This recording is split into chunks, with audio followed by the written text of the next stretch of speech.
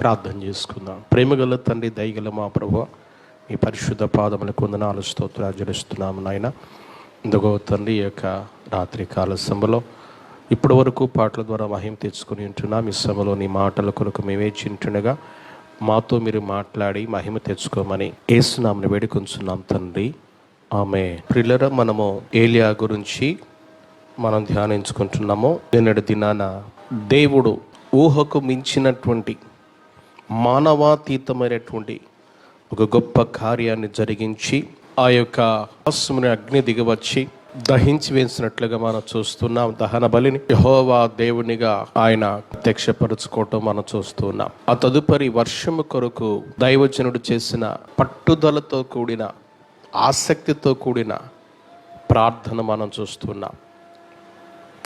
కనుక ఆ ప్రార్థనలో మనం చూచినట్లయితే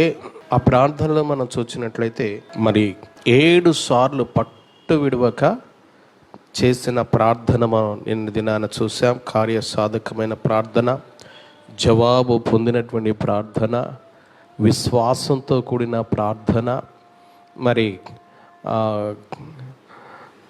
అవన్నీ కూడా మనం నిన్నటి దినాన్ని ధ్యానం చేసుకున్నాం. ఈ రోజున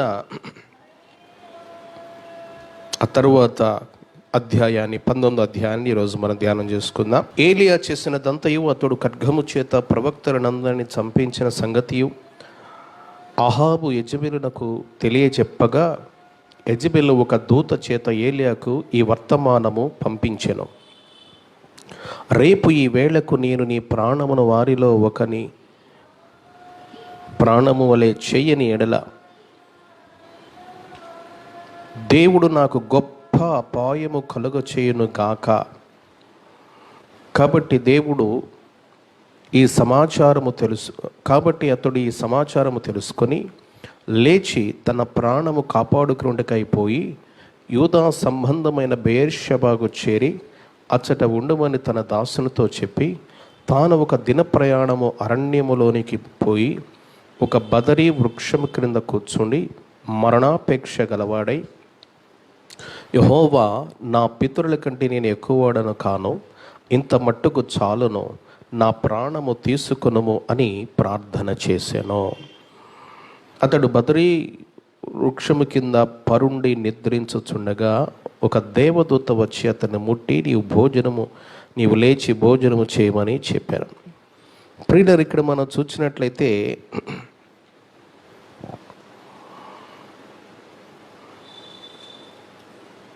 ఈ అధ్యాయములో అప్పటి వరకు ఏలియా విశ్వాస వ్యక్తీకరణ, మానవాతీతమైనటువంటి విజయం, అద్భుతంగా వర్షం, ఆయన ప్రార్థన చేయగా 3.5 సంవత్సరాల తర్వాత ప్రార్థనకు జవాబు వచ్చి వర్షం కురవటం, సవాలు చేయడం, దేవుడు ఒక్కడే ఇశ్రాయేల్ పక్షం, మరి దేవుని పక్షంగా ఇశ్రాయేల్ ప్రజలందరి ఎదుట నిలబడినప్పుడు రాజు ఎదుట దేవుడు ఆయన్ని ఘనపరచటం, ఇవన్నీ కూడా మరి జరిగినాయి. అయితే వెంటనే మరలా భయము, ప్రాణం కాపాడుకోవడానికి పారిపోవడం, నిరుత్సాహం సంభవించినాయి. ఇవన్నీ అతడు ప్రాణము తీయాలని యెజెబెలు రాణి ఉద్దేశమే ఆమె ప్రకటించడాన్ని బట్టే ప్రతిజ్ఞ పూనింది. రేపు ఈ వేళ కల్లా, రేపు సాయంకాలానికల్లా చనిపోయిన ప్రవక్తల ప్రాణములో ఒకని వలె నీ ప్రాణము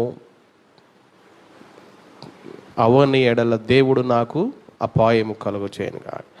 కనుక ప్రమాణం చేసింది, ఒక దూతను పంపించింది ఏలియా దగ్గరికి. ప్రియులారా,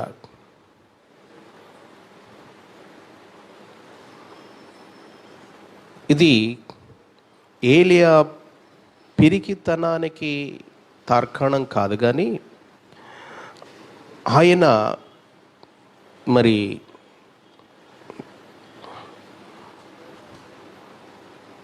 అక్కడ ఆయన గమ్యం హోరేబు పర్వతం.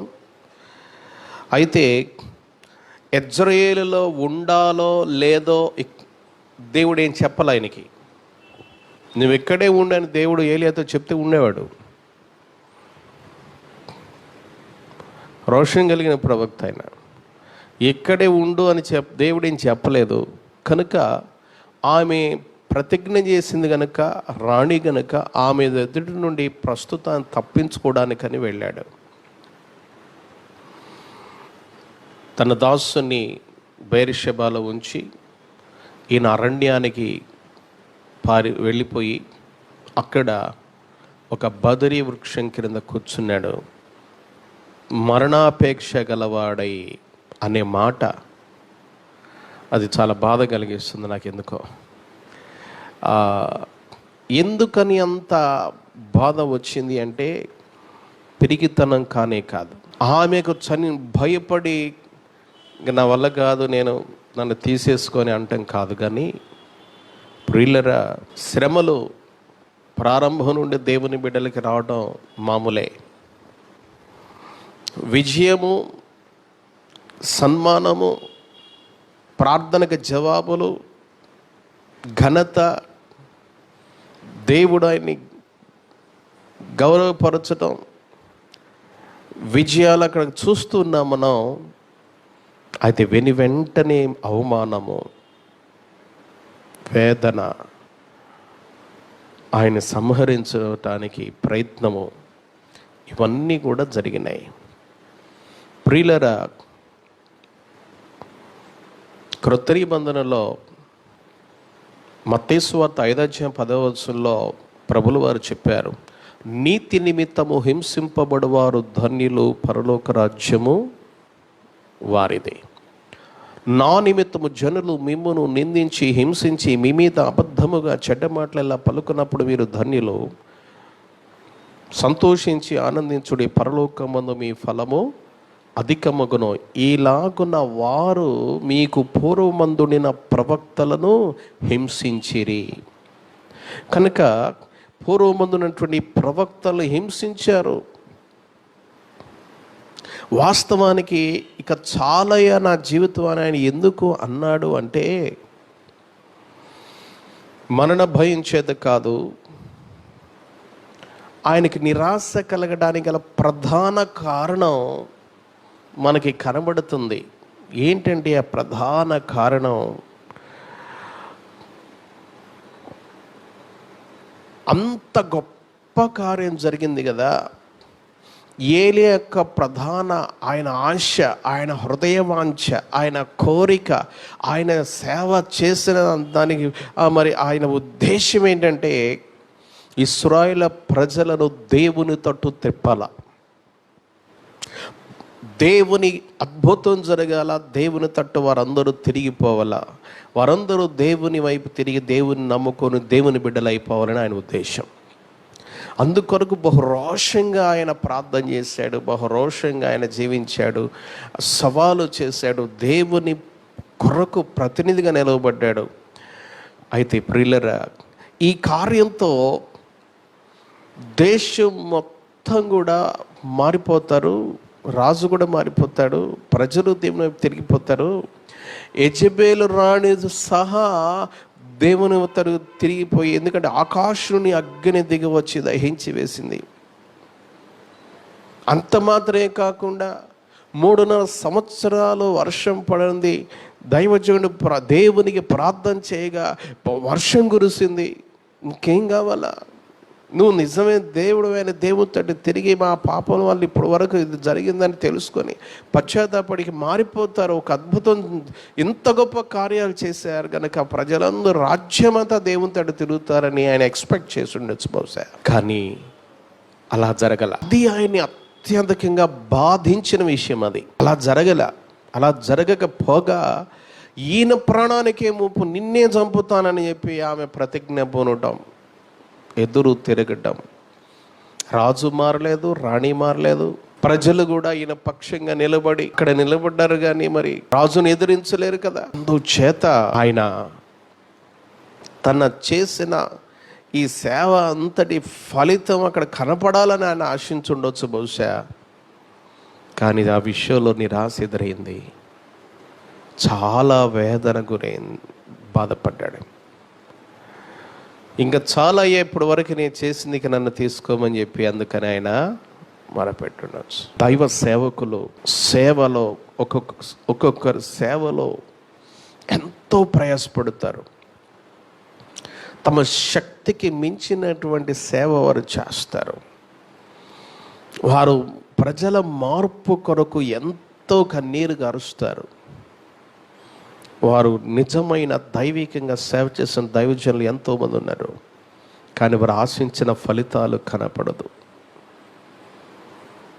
ప్రియులరా, మా జీవితాల్లో ఒక ఆత్మ రక్షణ పొందినప్పుడు మాకు కలిగే తృప్తి ఇంత అంత కాదు. ఇన్ని సంవత్సరాలు మేము ప్రయాసపడినందుకు ఆహా మాకు ఈ ఫలితం వచ్చింది చాలు అని ఒక ఆత్మ రక్షణ పొందితే మేము 10 సంవత్సరాలు కష్టపడ్డ కష్టం కూడా మర్చిపోతాం. ఆ వ్యక్తి మారకపోతే అలా చనిపోతే మా దుఃఖం ఇంత అంత కాదు. అదొకలాంటి బాధ, పెయిన్, నిరాశ. ఎందుకంటే ఈ బాధను మేము కూడా ప్రస్తుతానికి నాకు కూడా ఆ బాధను అనుభవిస్తున్నాను. ఎందుకంటే మా నాన్నగారు దాదాపు 40 సంవత్సరాలు ఇక్కడ సేవ చేశారు. ఒక పేటలో, గుంటూరులో పరిచర్య చేశారు. అయితే ఆయన ఎన్నో అద్భుతాలు జరిగినాయి. ఆయన గొప్ప దైవజనుడు, ప్రార్థనాపరుడు. అలా చూసి అలా దర్శనాలు చెప్తేవారు, అభిషేకం కలిగిన వారు, ఆత్మ నడిపింపు కలిగిన వారు, దేవుని కొరకు రోషంగా జీవించిన వారు. కానీ పేటంతా ఎందుకు మారలేదు? ఇంకా ఎందుకు ఇలా వ్యతిరేకతలు? ఇంకా ఏంటి పరిస్థితి? ఇంకా ఎందుకు ఈ నిందలు, అవమానాలు? ఇంకా పాస్టర్ గారిలో ఏ తప్పు దొరుకుద్దని వెతికేటువంటి అలాంటి భావమే కానీ పశ్చాత్తాపడి మార్పు చెందటం, దేవునితో తిరగడం, దేవుని కొరకు జీవించడం. మేము ఏ మార్పు కొరకైతే ఆయన ఆరాటపడి ఆయన ప్రాణాలు తీసుకున్నారో అలాంటి మార్పు కనబడకపోవటాన్ని బట్టి అనేక సార్లు ఆయన దుఃఖపడ్డాడు. మాతో షేర్ చేసుకునేవాడు, బాధపడేవాడు. అలాగే ఇప్పుడు ప్రస్తుతం అదే పెయిన్ నాలో కూడా, అదే బాధ ప్రతి నిజమైన సేవకుడిలో ఉంటుంది. ఆ బాధ చేసిన సేవ ఫలము కనబడాలని ఆశిస్తాం. ఈ కార్యాన్ని బట్టి మనం నేర్చుకోవాల్సింది ఏంటంటే, పని చేయటం వరకే మా పని, కార్యం చేసే దేవుడు. హల్లెలూయా, హల్లెలూయా, హల్లెలూయా. కొంతమంది ఏ అద్భుతము జరగకపోయినా మార్పు చెందుతారు, దేవునికి భయపడతారు, వాక్య విని అంగీకరించి విశ్వసించి దేవుని నమ్ముకుంటారు. కొంతమంది కళ్ళ ముందు ఎన్ని అద్భుతాలు చూసినా వారు మారరు, వారి హృదయం మారదు, వారి జీవితం మారదు, ప్రవర్తన మారదు. అది సేవకుని తప్ప, దేవుని తప్ప అంటే కాదండి. హల్లెలూయా, హల్లెలూయా. ఉదాహరణకు నోవహు గారు 100 సంవత్సరాలు ఆయన ప్రకటించారట. పక్కింటోడు కూడా వాళ్ళలో ప్రవేశించలా. రక్త సంబంధులైంది, ఊరు వారేంటి, ఎదురింటాడు, పక్కింటాడు, ఒక్కడు వినలా. జలప్రళయం వస్తుందని పరిహసించారు. బహుశా అనుకొని ఉంటారు. అప్పుడు ఇంకా ఆ టయానికి అవసరమైతే మనం మునిగిపోయే టైంలో జలప్రళయం వస్తూ ఉంటే, నిజంగా వస్తే ఒకరోజు చూసి తర్వాత అవసరమైతే అప్పుడు మన ఇళ్ళన్నీ మునిగిపోతే అప్పుడు వెళ్ళి అప్పుడే ఎవరిలోకి వెళ్ళొచ్చు తీడా ఏంది? మన నోవాహుగా తీడా ఏంటి? తీపోతే తలుపు బద్దలు కొట్టిన లోపలికి వెళ్ళలేమో ఏంటి మనం అనుకొని ఉండొచ్చు బహుశా.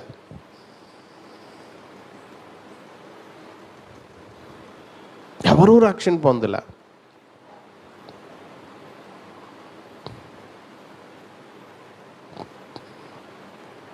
పౌలు గారికి కూడా ఇదే పరిస్థితి ఎదురైంది.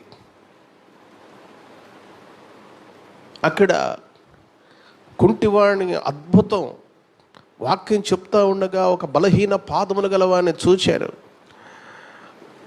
ఆయన విశ్వాసం దాన్ని చూచి వెంటనే లేచి నడుమని ఆజ్ఞాపించగా అతడు బలం పొంది లేచి నడిచాడు. అది చూచి ఆ ప్రాంతపు వారు దేవతల రూపంలో వీళ్ళిద్దరూ వచ్చారని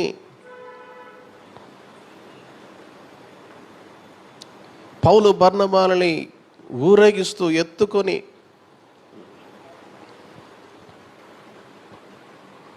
వారి దేవతల పేరు పెట్టి హెర్మే ద్యోపతి అని పేర్లు పెట్టి చేస్తూ ఉంటే వారు వస్త్రాలు చింపుకొని మేము మనుష్యులమే, మేము దేవతలం కాదు, మీరు సత్యం తెలుసుకోండి అని చెప్పారు. అప్పుడు దాకా అంత ఘనత, కానీ అప్పుడే అవమానం. రాళ్లతో కొట్టి భయంకరంగా, అక్కడే సన్మానం, అక్కడే అవమానం. అక్కడ అద్భుతం జరిగింది, కానీ పక్కన అవమానం కలిగింది. వాళ్ళకి దెబ్బలు తగిలినాయి. ఎడదాకేందుకని యేసుక్రీస్తు ప్రభువారు కూడా ఆ సువార్త ప్రకటిస్తున్న సమయంలో వారి హృదయ కాఠిన్యానికి ఆశ్చర్యపడి, అయ్యో కొరాజీనా, అయ్యో బెత్సైదా, అయ్యో కపెర్నహోమా, మీ మధ్య చేయబడిన అద్భుతములు తూరు సీదోను పట్టణం మధ్య చేసి ఉన్నట్లయితే వారు ఎప్పుడో పశ్చాత్తాపడి గోనె కట్టుకొని మారు మనసు పొంది ఉండేవారు. విమర్శ దినమున వారు మీ మీద నేరస్థాపన చేస్తారు. ఎన్ని అద్భుతాలు ప్రభువారు చేశాడండి. లాజరును బ్రతికించి 3-4 దినాలు సమాధిలో ఉన్న లాజరును బయటికి రా అంటే బయటకు వస్తే అక్కడ వాళ్ళందరూ మారిపోవాలి వాస్తవానికి. కానీ వాళ్ళు ఎంత భయంకరమైన కుట్ర చేశారంటే, లాజరును దేవుడు బ్రతికించినందుకు అందు నిమిత్తము లాజరును కూడా చంపాలనుకున్నారంట. ఏసైతో పాటు లాజరును కూడా చంపేసేయాలనుకున్నారంటండి ఆ శాస్త్రులు. బైబిల్లో రాస్తుంది కదండి. ఏంటండి అసలు అది? చనిపోయిన లాజరు బ్రతికించినందుకు ప్రభువుని, లాజరును కూడా చంపాలనుకున్నారు. ఇలాంటి ప్రవక్తలు పూర్వకాలం నుండి ఈ ప్రవక్తలు హింసిస్తూ అప్పటి నుండి ఇప్పటి వరకు జరుగుతూనే ఉందండి. అయితే ప్రియులరా, రక్షణ పొందారా పొందలేదా పాస్టర్ గారిది కాదు తప్పు. మేము దేవుని సువార్తను నమ్మకంగా ప్రకటిస్తున్నామంతే. ప్రకటించడం వరకే మా పని. ప్రతిఫలం ఇచ్చేవాడు దేవుడు. విత్తనం వేయటం వరకే మా పని. ఫలాన్ని ఇచ్చేవాడు దేవుడు. యోనా ఇష్టం లేకుండా వెళ్ళాడు. ఒక ప్రసంగమే చేశాడు. ఆయన ప్రసంగుడు చేయలే, ఒక హెచ్చరిక చేశాడు. ప్రజలందరూ, పట్టణం అంతా మారిపోయింది. నోవాహు ఎన్ని సంవత్సరాలు చెప్పినా మారలేదు.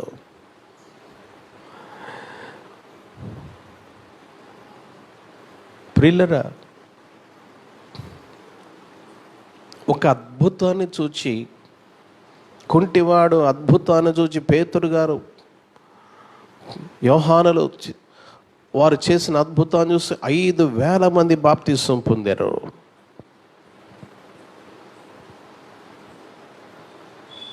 కానీ పౌలు గారు చేసిన అద్భుతాన్ని చూసి ఆయన కుంటివారిని లేపారు.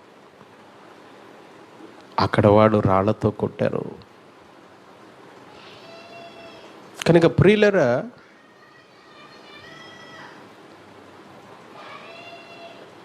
ఫలితము మన చేతుల్లో లేదు.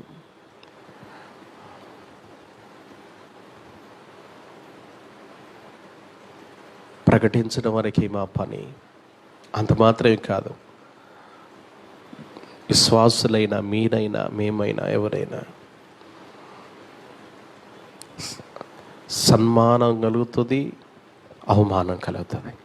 ఈయనకి అప్పుడు దాకా అత్యధికమైన విజయం, ప్రార్థనకు జవాబు, అగ్ని దిగ వచ్చింది,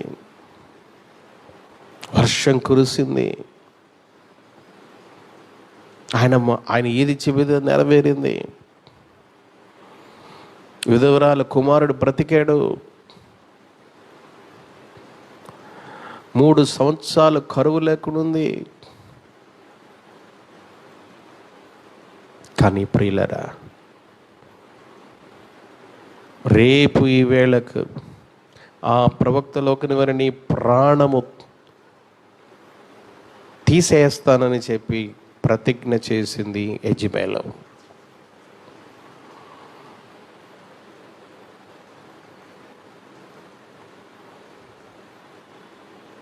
మార్పు చెందాల్సింది పోయి, పశ్చాత్తాపడాల్సింది పోయి, తప్పు తెలుసుకోవాల్సింది పోయి, 3 సంవత్సరాల వర్షాన్ని పడకపోవడానికి గల కారణము మేమే అని చెప్పి తాను చేసిన పొరపాటు తెలుసుకుని దేవునితో తిరగాల్సింది పోయి, ఆయనకి భయపడాల్సింది పోయి, ఏదేమైనా ఆయన దైవజనుడి ప్రవక్త ఆయన చెప్పింది నెరవేరిందని గ్రహించి ఆయనకి లోబడాల్సింది పోయి ఆయన్ని చంపడానికి ప్రయత్నించారు.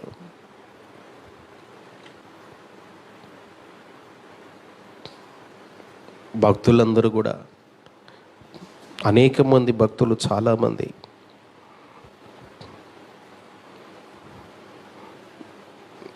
నీతి నిమిత్తం హింసించబడిన వారు, దౌర్జన్యానికి లోనై అరణ్యాల్లో, కొండల్లో, గుహల్లో, అరణ్యాల్లో సంచరించడం తప్ప గత్యంతరం లేని వారికి ఉదాహరణగా ఉంది. హెబ్రీ పత్రిక 11:37-38 వచనాల్లో మనం చదువుతాం. అక్కడ అరణ్యాల్లో, గుహల్లో, కొండల్లో ఉన్నారు, ఎన్నో శ్రమలు పడ్డారు. ఏలియా వలె పాపానికి వ్యతిరేకంగా నిలిచినందుకు, దేవుని మాట ప్రకారం మాట్లాడినందుకు, ఆయన నామం కొరకు నీతి మార్గాలను అనుసరించినందుకు, తమ సంఘాలను, తమ ప్రసంగ వేదికలను విడిచిపెట్టాల్సి వచ్చిన బోధకులకు, లేకపోతే దేవుని కొరకు సమస్తాన్ని విడిచి, ఆస్తుల్ని విడిచి దేవుని కొరకు నష్టపోయి హింస పొందినటువంటి విశ్వాసులకు, ప్రభు కొరకు నిందలు పడినటువంటి దేవుని బిడ్డలకు ఒక దినాన పరలోకంలో, రానున్న పరలోకంలో వారి ఫలము అధికమగుతుంది. నా నిమిత్తము జనులు మిమ్మల్ని నిందించి, హింసించి, మీ మీద అబద్ధముగా చెడ్డ మాటలు ఎలా పలుకున్నప్పుడు మీరు ధన్యులు, సంతోషించి ఆనందించుడి, పరలోకమందు మీ ఫలము అధికమవుతుంది. కనుక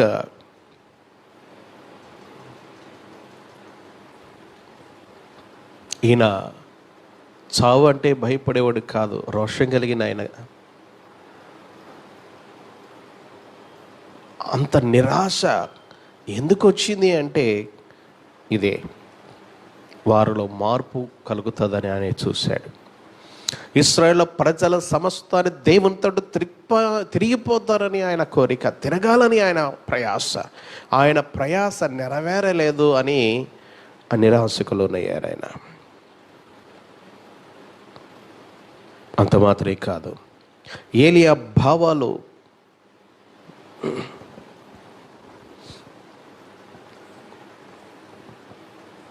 అపోస్తలుడైన పౌలు లాగా, మోషేలాగా, భక్తుల్లాగానే మాట్లాడారు. ఈయన కూడా అపోస్తలుడైన పౌలు గారు, నేను వెడలిపోయి క్రీస్తుతో కూడా నుండవరునని ఆశ ఉన్నది అని ఫిలిప్పీ పత్రిక 1:3 పౌలు గారు మాట్లాడతాడు. ఆయన కూడా సేవలో కలిగిన కష్టాలను బట్టి మాట్లాడారు. అలాగే హెబ్రీ పత్రికలో 11:16 విశ్వాస వీరులు మరి శ్రేష్టమైన దేశమును, అనగా పరలోక సంబంధమైన దేశమును కోరుకుంటున్నారు. సంఖ్యాకాండం 11 మోషేను ఆయన కూడా అంటున్నారు,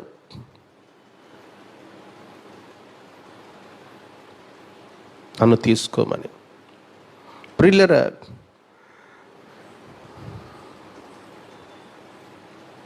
కనుక ఆ విధంగా అలసిపోయాడు. చాలా దూరం ఇక్కడి నుండి అక్కడికి దాదాపు 200 మైళ్ళ దూరం ఆయన వెళ్ళాడు. సారీ ఇక్కడ నుండి మరి ఆ యూదయ దగ్గర అరణ్యంలోకి ఆయన వెళ్ళిపోయి అక్కడ మొత్తం మీద చాలా మరి అలసిపోయాడు. ఆయన అలసిపోయి అక్కడ పడుకున్నాడు. ఆ అలసట మీద నిద్రపోయాడు. నిద్రపోయినందుకు దేవుడు ఆయన చూచి నిరుత్సాహంతో ఉన్న ఏలియాను దేవుడు అర్థం చేసుకొని ప్రోత్సాహకరంగా వ్యవహరించాడు. దేవుడు తన సేవకుని సంతోషపరిచే దేవుడు, తన సేవకుని క్షేమం చూసి సంతోషించే దేవుడు, తన సేవకుని పట్ల ఎంతో ప్రేమ కలిగిన దేవుడు, తన సేవకుని కొరకు ఎన్నో ప్రణాళికలు రచించే దేవుడు. పోయినసారి కాకోలాలను పంపించాడు, కాకుల గుంపును, విధవరాలను ఏర్పాటు చేశాడు. ఈసారి పరలోకం నుంచి దేవదూతని పంపించాడండి. దేవదూతను పంపించాడు ఆదరించడానికి, ప్రోత్సహించడానికి, ధైర్యపరచడానికి, ఆహారం పెట్టడానికి పరలోకుడు దేవదూతను పంపించాడండి. ఈ సన్నివేశం నాకు పదే పదే చదవాలనిపిస్తుంది. 19వ అధ్యాయం 5వ వచనం, దేవదూత వచ్చి అతన్ని ముట్టి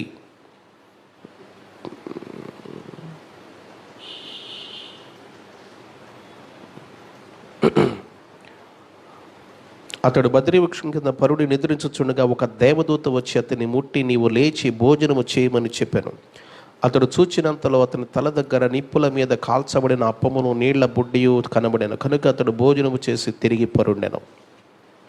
యెహోవా దూత 2వ మారు వచ్చి అతను ముట్టి, నీ శక్తికి మించిన ప్రయాణము నీకు సిద్ధమై ఉన్నది, నీవు లేచి భోజనము చేయమని చెప్పినప్పుడు అతడు లేచి భోజనము చేసి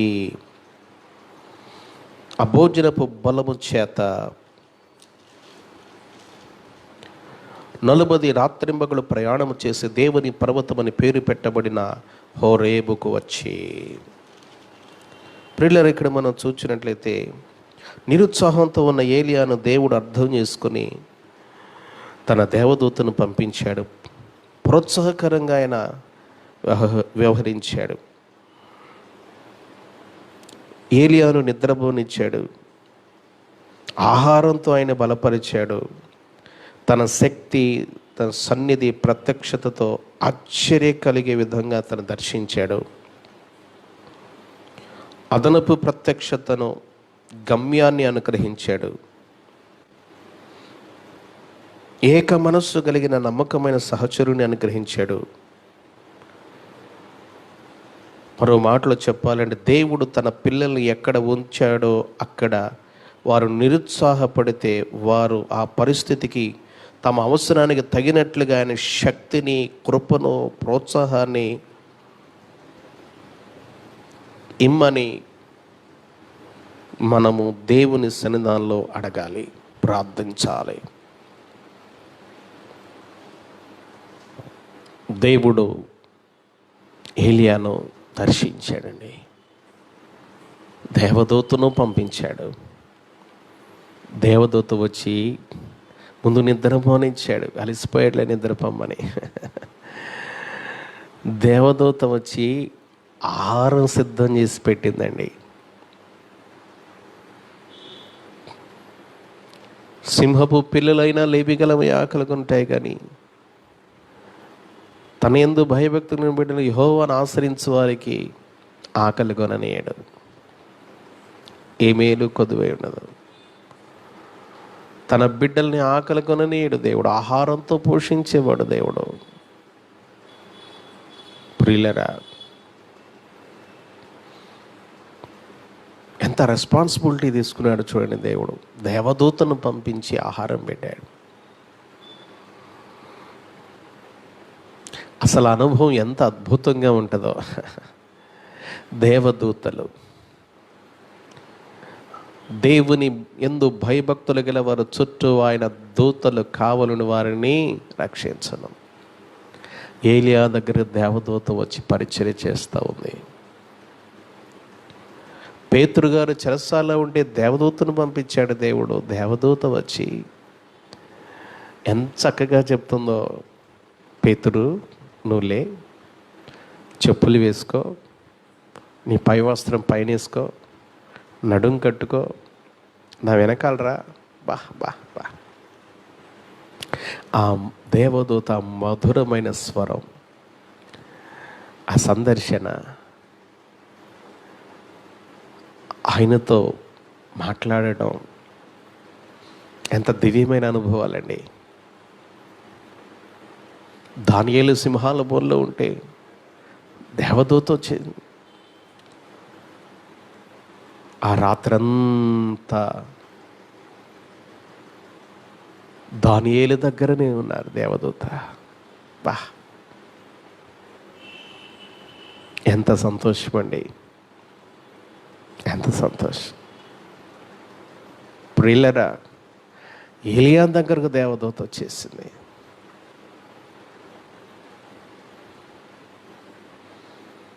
మరియమ్మ దగ్గరకు దేవదూత వెళ్ళింది. మరియా దయా ప్రాప్తురాల, నీకు శుభము, దేవుని వలన నీవు కృప పొందేవమ్మా, కృప పొందేవమ్మా.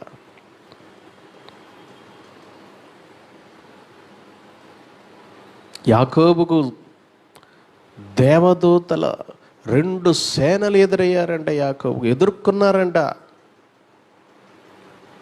యాకోబును మొదటిసారి నిచ్చెన మీద దేవదూతలు దిగుచూ ఉన్నారు, ఎక్కుచూ ఉన్నారు, దిగుచూ ఉన్నారు.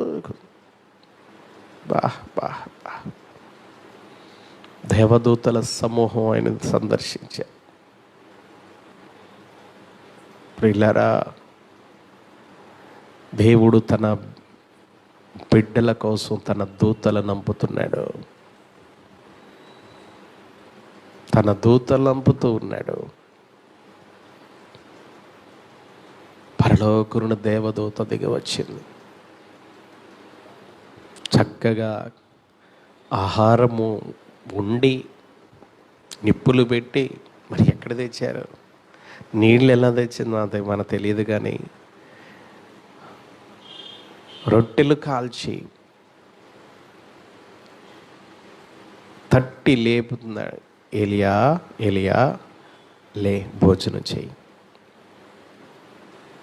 లేచి చక్కగా భోజనం చేశాడు. గబగబా మళ్ళీ భోజనం నిద్రపోయాడు. 2వ మారు మరలా తయారు చేసి, మరి ఎంతసేపు పడుకొని ఇచ్చారో, పూట పడుకొని ఇచ్చారో, మరలా ప్రభు విశ్రాంతి తీసుకొని ఇచ్చాడండి.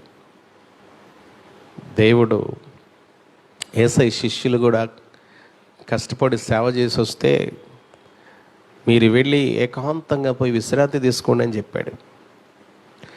పడవేసుకొని అవతలకి వెళ్ళి విశ్రాంతి తీసుకొని అవతలకి వెళితే అక్కడికి ప్రజలు వచ్చేసారు.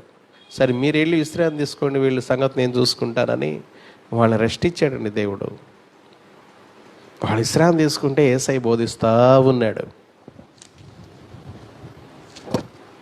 కనుక ప్రియులరా, ఏలియా నిద్రపోనిచ్చాడు దేవుడు. అలసటంతా తీరిన తర్వాత, నెమ్మది పొందాక, టెన్షన్ ఫ్రీ అయినాక, ఆకలి తీరిన తర్వాత మళ్ళీ తట్టి 2వసార్లు లేపి, ఏలియా లే. ముందే చెప్పాలా, ముందే చెబితే నిద్రపోయేవాడు కాదేమో. కాస్త సేద తీరిన తర్వాత, రిలాక్స్ అయిన తర్వాత, నీ శక్తికి మించిన ప్రయాణం ఉంది ఏలియా, లే, నువ్వు లేచి భోజనం చేయి.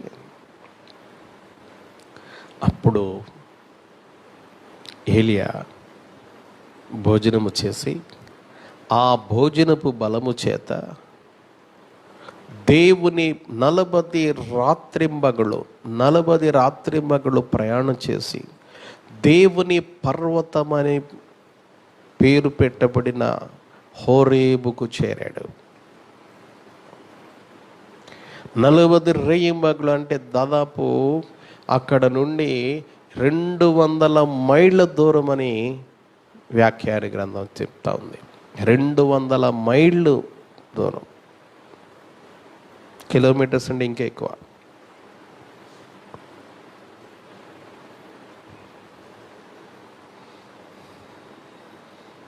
అంత సుదూర ప్రయాణం చేయడానికి దేవదూత వచ్చి భోజనం పెట్టింది. దేవదూత పెట్టిన భోజన బలము 40 రాత్రింబగళ్ళు పనిచేసిందండి. బా బా దేవునికి స్తోత్రం, హల్లెలూయా.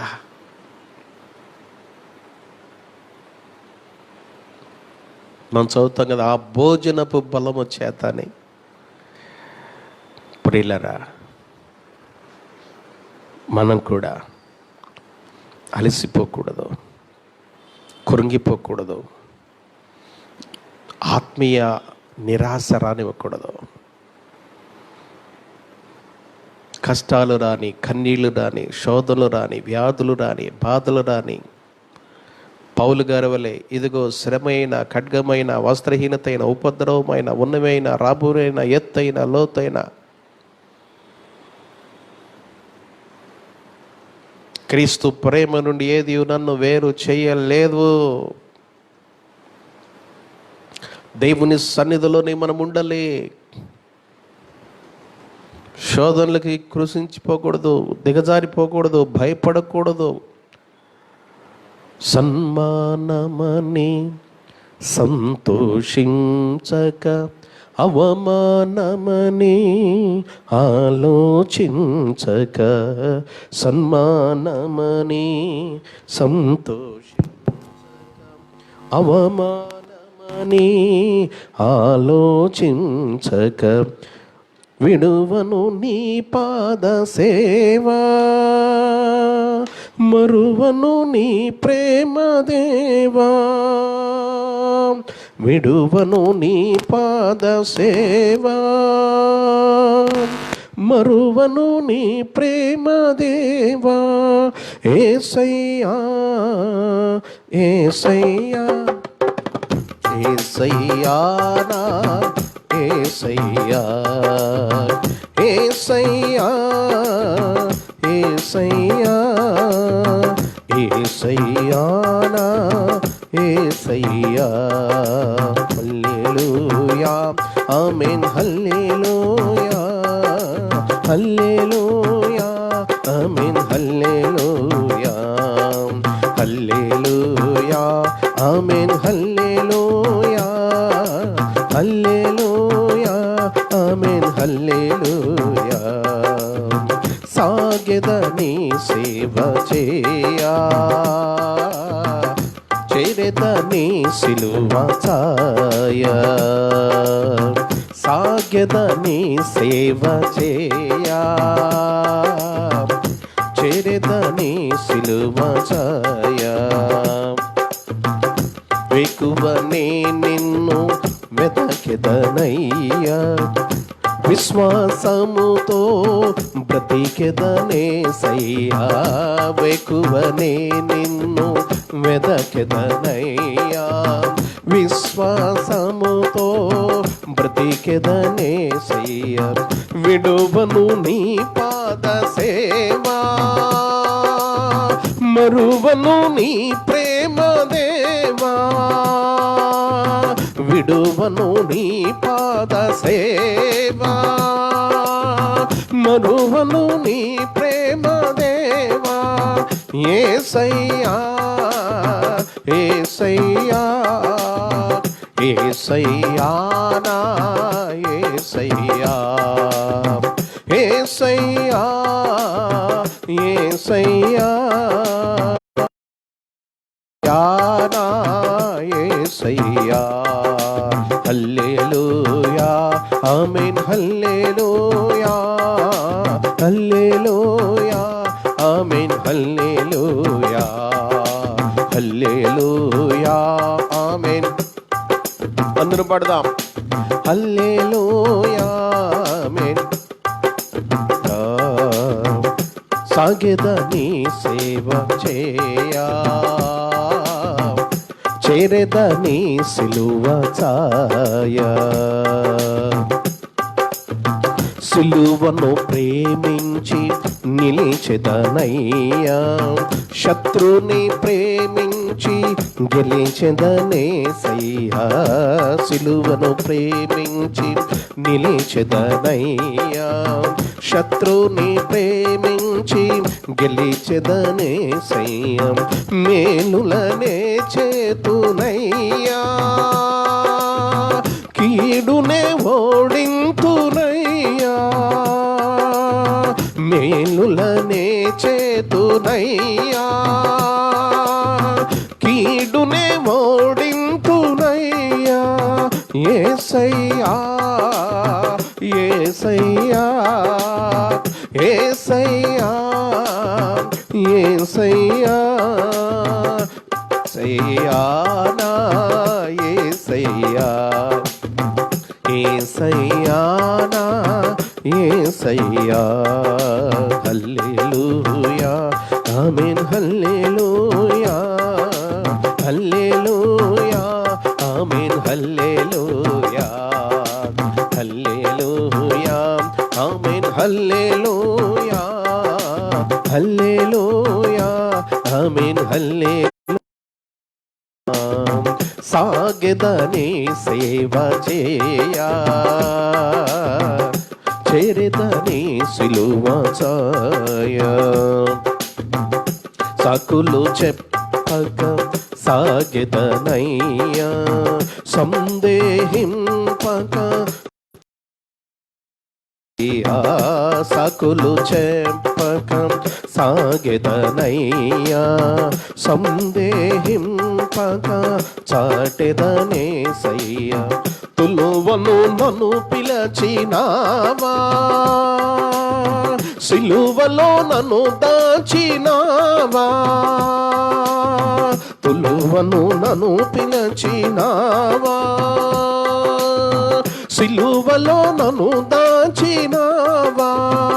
యేసయ్యా యేసయ్యా యేసయ్యా నా యేసయ్యా యేసయ్యా యేసయ్యా యేసయ్యా నా యేసయ్యా. హల్లెలూయా హల్లెలూయా హల్లెలూయా ఆమేన్ హల్లెలూయా హల్లెలూయా ఆమేన్ హల్లెలూయా హల్లెలూయా హల్లెలూయా. సేవ చేయా, చేరెదని సిలువ ఛాయ. సంతోషముగా సత్య సాక్షిగా సాగెదా నీ సాక్షిగా. సంతోషముగా సత్య సాక్షిగా సాగెదా నీ సాక్షిగా. హల్లెలూయా. ఎటువంటి అవమానం ఎదురైనా, సన్మానమైన అవమానమైన దేవుని సేవను ఎన్నడూ మరచిపోయాడు. ప్రియులరా, విశ్వాస పోరాటములో ఎన్నో శోధనలు, ఎన్నో ఇబ్బందులు, ఎన్నో ఇరుకులు, ఎన్నో సమస్యలు ఆత్మీయ జీవితంలో ఎదురవుతున్న విశ్వాసి దేవునిలో విశ్వాసాన్ని పోగొట్టుకోవద్దు, ఆత్మీయతను పోగొట్టుకోవద్దు, దైవికతలో వెనకపడద్దు, ప్రార్థనలో అలసిపోవద్దు. ఆఖరి ఊపిరి వరకు ప్రభు కొరకు రోషం కలిగి బ్రతకాలి. మనం బలము తెచ్చుకోవాలి, నడుము కట్టుకోవాలి. ప్రియులరా, ఆనాడు దేవదూతలు తినే ఆహారము ఇశ్రాయేలు ప్రజలకిచ్చి 40 సంవత్సరాలు పోషిస్తే, ఏలియాకు దేవదూత ద్వారా ఆహారం పెట్టి ఆ భోజన బలముతో 40 దినాలు ప్రయాణిస్తే,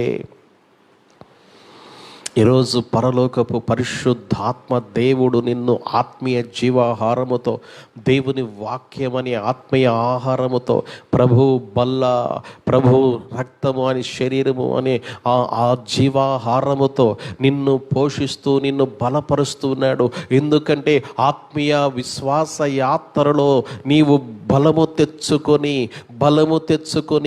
దైవ బలముతో విశ్వాస యాత్ర చేయొచ్చు, కడవరకు నీ పరుగును ముగించాలి, కడముట్టించాలని దేవుని పర్వతమైన పరమ సియోను కొండకు మనం చేరాలి. గురి యొద్దకు, మన గమ్యానికి రీచ్ అవ్వాలి. దేవుని కలుసుకునే వరకు మన విశ్వాస యాత్రలో బలహీనులం కాక, విశ్వాసమందు బలహీనులం కాక, ప్రార్థనలో బలహీనులం కాక, ఆత్మీయతలో బలహీనులం కాక, శోధనలు రాని, వ్యాధులు రాని, సమస్యలు రాని, అవి నిన్ను ముంచివేయకూడదు. కానీ వాటిని అధిగమించి నువ్వు ముందుకు సాగాలి, ప్రయాణము చేయాలి, విశ్వాస యాత్ర చేయాలి. నీ వలన బలమునందు మనుషులు ధన్యులు, యాత్ర చేయ మార్గములు వారికి అతి ప్రియములో. ప్రియులరా, ఈ 40 దినాలు మోషే 40 దినాలు ఆయన కూడా ఉపవాసం ఉండి దేవుని పరమశక్తితో, పరలోక సన్నిధితో, ఆ ప్రభు సాన్నిహిత్యములో ఆకలి దప్పులు మరచి దేవుని ధర్మశాస్త్రాన్ని ఆయన వ్రాస్తూ, చూస్తూ, తెలుసుకుంటూ, దేవునితో కలిసిపోయి ఆయన మైమరిచిపోయి ఆకలి దప్పులు లేక 40 రేయింబగుళ్ళు ఆయన దేవునితో ఉన్నాడు. ఏలియా దేవదూత పెట్టిన భోజనపు బలము చేత 40 రేయింబగుళ్ళు ఆయన ప్రయాణం చేసి దేవుని పర్వతమైన హోరేబుకు చేరుకున్నాడు. హోరేబు పర్వతం అనగా సీనాయి పర్వతమే. మోషే ఎక్కిన అదే పర్వతం ఏలియా కూడా ఎక్కాడు. ప్రియులరా, అదే పర్వతం 40 సంవత్సరాలు అరణ్యములో దేవదూతులని ఆహారాన్ని వారు భుజించి ఆ బలముతో వారు కూడా దాటి కనానుకు వారు చేరుకున్నారు. గమ్యానికి దేవుడు ఎక్కడికి చేరుస్తానని చెప్పాడో అక్కడికి చేరి వారి కట్టని కోటలు, వారి పెట్టని తోటలు వారు స్వాధీనపరచుకొని వారు అక్కడ గమ్యానికి చేరారు. ప్రియులరా, యేసయ్య కూడా 40 దినాలు ఉపవాసముండి అరణ్యములో అపవాది చేత శోధించబడి ప్రతి శోధనను ముగించుకొని జయించి ఆత్మబలముతో ఆయన దిగి వచ్చి అద్భుతంగా ఆయన సేవ చేసి తన పరుగును కడముట్టించి ఆయన ఆ యొక్క శిలువ యజ్ఞాన్ని నెరవేర్చి జయించి విజయోత్సవంతో ఆయన విజయశీరుడిగా నిలబడ్డాడు. ప్రియులరా, ఆ ముగ్గురిని మనం రూపాంతర కొండపైన చూస్తాం. 40 దినాలు దేవునితో గడిపిన మోషే, 40 రేయింబగళ్ళు ప్రయాణం చేసి భోజన బలముతో హోరేబుకు చేరుకున్న, సీనాయి పర్వతాన్ని చేరుకున్న ఏలియా 40 దినాలు ఉపవాసం ఉండి ఆత్మ బలముతో గొప్ప పరిచర్య చేసి ఆయన తండ్రి చిత్తాన్ని నెరవేర్చి ఆయన గోల్ రీచ్ అయినటువంటి యేసయ్య ముగ్గురు ఒకే చోట మనం చూస్తాం. రూపాంతర కొండపైన మోషే వస్తారు, ఏలియా వస్తారు. యేసునాయనతో జరగబో నిర్గమమును గురించి మాట్లాడటం మనం చూస్తున్నాం. ఎంత మధురమైన అనుభవం అండి అది. ఎంత మధురమైన, ఎంత శ్రేష్టమైన, దివ్యమైన అనుభవం. ప్రియులరా, అందుకని విశ్వాసి దేవుని బిడ్డలారా, మన ముందు మాదిరి చూపించిన మీకు పూర్వముందున్న ప్రవక్తలు కూడా ఇలాగ హింసించబడ్డారనే విషయాన్ని యేసయ్య మనకు చెప్తుండగా ఏలియాను చూస్తున్నప్పుడు అంత గొప్ప మహా గొప్ప దైవజనునికి హింస కలిగింది. మనము నిరాశ చెందక ఏలియా వలె మనం కూడా ఆత్మ బలాన్ని పొందుకొని దైవ బలముతో, ఆత్మ బలముతో, విశ్వాసముతో ప్రభువు కొరకు మనం విశ్వాస యాత్ర చేసి గోల్ రీచ్ అవ్వాలి. ముందుకు సాగాలి. నీ దేవుడు నీ కొరకు గొప్ప ప్రణాళిక కలిగి ఉన్నాడు. యేసయ్య ఏలియాను విడిచిపెట్టలేదు. యేసయ్య ప్రభువును విడిచిపెట్టలేదు. ఆ తండ్రి అయిన దేవుడు యేసయ్యని విడిచిపెట్టలేదు. శరీరధారి ఉన్న దినాల్లో ఆయన కూడా ఆ శిలువ యజ్ఞానికి ముందు ఆయన కూడా ఎంతో ఎంతో ఎంతో మరి ఆ నలిగిపోయి ఆయన చెమట రక్త బిందువులైపోయి మరింత ఆతురముగా ప్రార్థన చేయొచ్చు. ఆయన మరి పిండి వేయబడుతున్న సమయంలో ఆయన కూడా ఆదరించడానికి పరలోకపు తండ్రి దేవదూతలు పంపాడు. దేవదూతలు వచ్చి ఆయన్ని బలపరిచారు. ప్రియులరా, ఆయన మనతో కూడా శ్రమానుభవం కలిగినవాడు, సహానుభవం కలిగినవాడు. కనుక ఈ లోకము, ఆ ప్రవక్తలు, ఆ భక్తులు, యేసయ్య, పౌలు గారు, వారు పడినటువంటి ఆ శ్రమలకు మనము తలంచుకుంటే మన శ్రమలే కాదు. కనుక వాటిని తలంచుకుంటూ మనకి మాదిరి ఉంచిపోయారు. కనుక మనం దేవుని మీద ఆనుకుని విశ్వాసంతో, ఆత్మబలంతో మనం ముందుకు సాగాలి. రెట్టింపు ఉత్సాహంతో మనం దేవుని కొరకు విశ్వాస యాత్ర చేయాలి. కానీ కృంగిపోవద్దు, దిగజారిపోవద్దు, నిరాశ చెందొద్దు, సన్నగిల్లిపోవద్దు. ప్రియులరా, ప్రభు కొరకు జీవించుదాం, ముందుకు సాగుదాం. ప్రభు దేవదూతలు పంపి బలపరిచినట్లుగా, ఏలియా కొరకు ఎంత గొప్ప ఆలోచన కలిగి ఉన్నట్లుగా,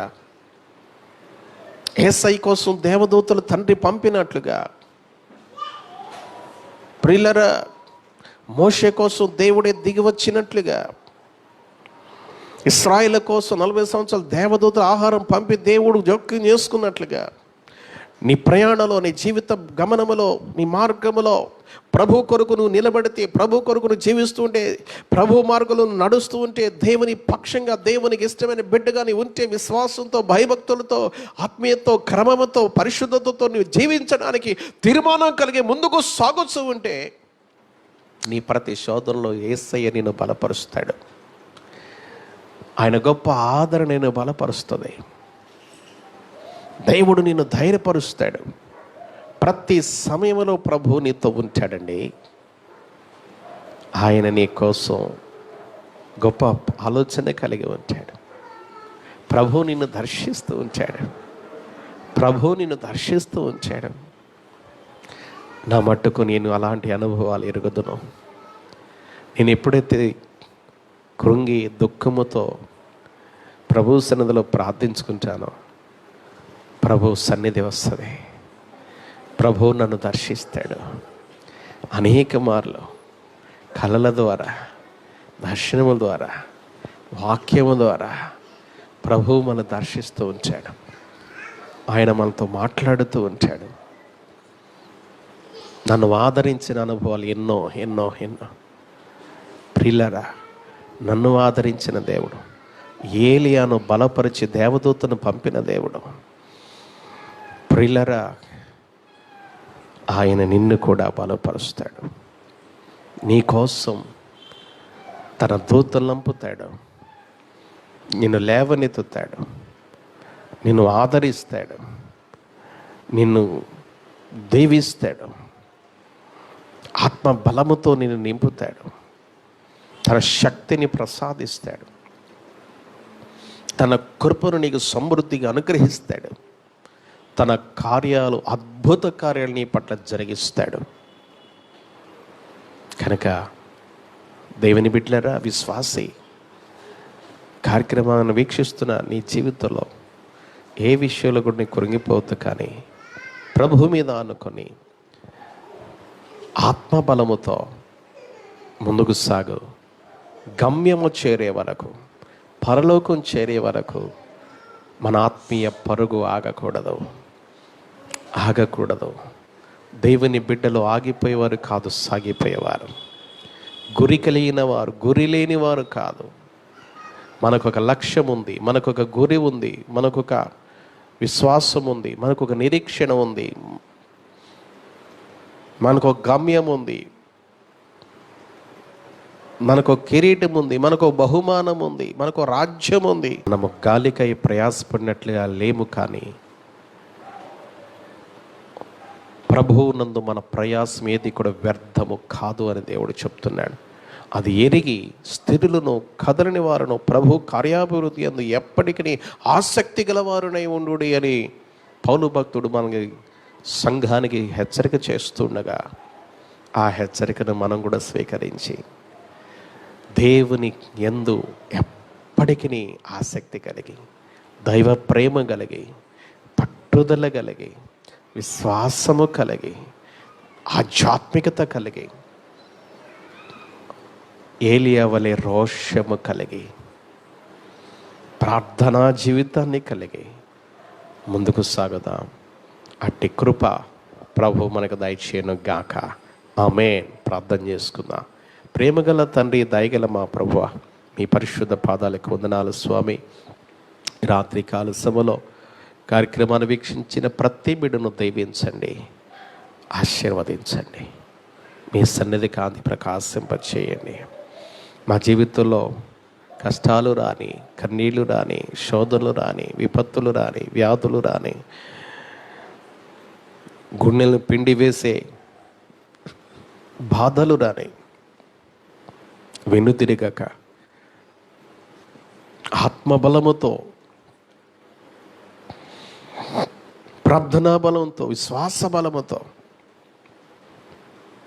ముందుకు సాగుచు గమ్యానికి చేరే ధన్య జీవితం, గురిగలిగి లక్ష్య సాధన దిశగా సాగిపోయే ఆత్మీయ అనుభవాలు మాకందరికీ ప్రసాదించమని, విన్నవాక్యం నీరు కట్టి ఫలింపచేయమని యేసయ్య పుణ్యనామున వినింగడి వేడుకొనుచున్నాము తండ్రి.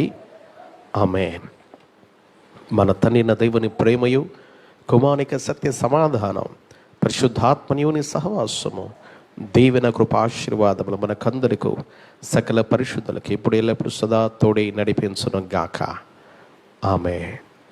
ప్రియులరా, దయచేసి గమనించండి, రేపు ఆదివార ఆరాధన యథావిధిగా ప్రతి ఆదివారంలానే ఉదయం 10 గంటలకు మరి లైవ్ ఆరాధన జరుగుతుంది కనుక అందరూ సమయానికి ఒక 10 నిమిషాల ముందే మీరు సిద్ధపడి లైవ్ కొరకు వేచి ఉండి ఏకీభవించి ఆరాధనలో పాల్గొని దైవాశీర్వాదాలు పొందుకునవలసిందిగా ప్రతి ఒక్కరిని ప్రేమపూర్వకంగా ఆహ్వానిస్తున్నాం. God bless you.